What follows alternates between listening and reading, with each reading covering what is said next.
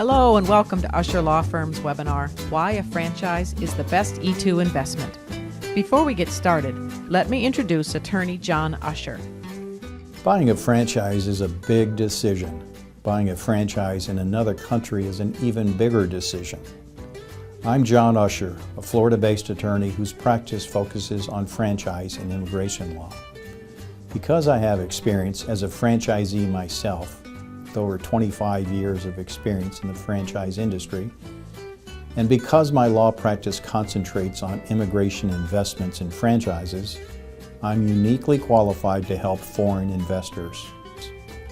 An E2 visa is an attractive visa option for many people interested in living in the United States. If a person qualifies for such a visa, getting the visa hinges on convincing U.S. authorities of the merits of the investment.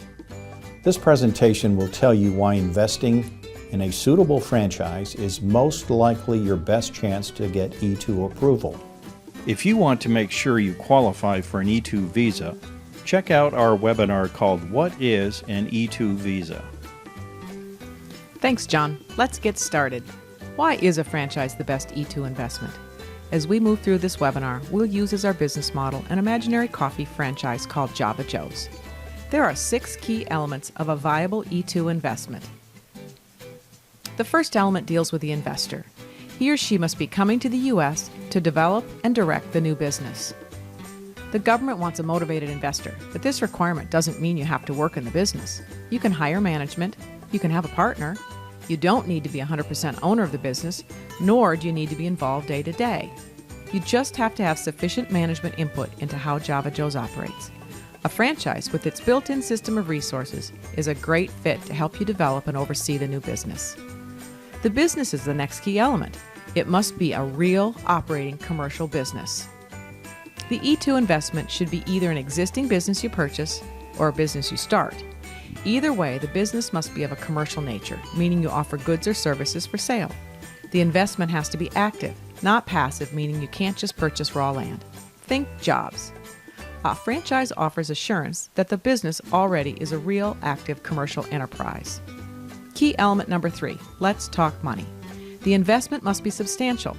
But what does substantial mean? It depends. There's no fixed amount.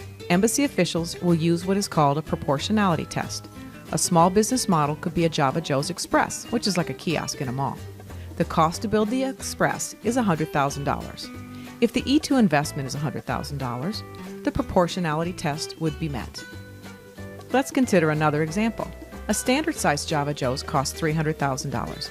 If the E2 investment is $255,000, 85% of the total, this would probably meet the proportionality test. Remember, there are no fixed percentages. If you're not paying 100% of the cost for the E2 business, embassy officials have broad discretion in deciding if your investment is sufficient. Element number 4 is again about the money. Funds must be irrevocably committed to the investment. Committed and irrevocable means the money's already invested or is in the process of being invested. You must be close to the start of actual operations, not just looking at sites. It's not enough to have entered into some contracts. They can be walked away from.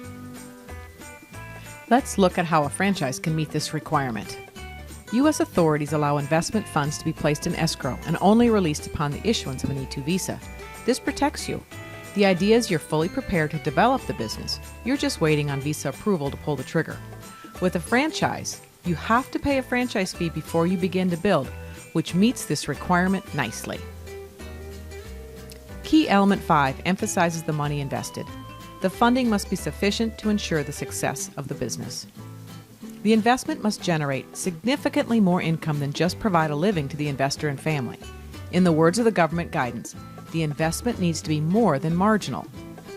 The U.S. State Department will gauge the likelihood the business will be successful long-term. They want to weed out risky investments. The government's looking for assurance the investor is sincerely motivated to make the business work. A franchise provides an added degree of assurance that the business will actually succeed. It's in the interest of the franchisor that the investor's business does well. All U.S. franchisors are required to provide documents that disclose important aspects of the franchise. These are called Franchise Disclosure Documents, or FDD. They're given to all prospective franchise buyers. Why is this important? As part of the FDD, The estimated initial investment must be provided.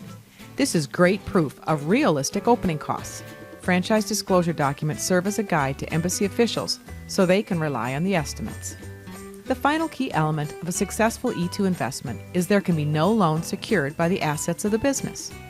None of Java Joe's furniture, fixtures, or equipment can be used to secure any loan.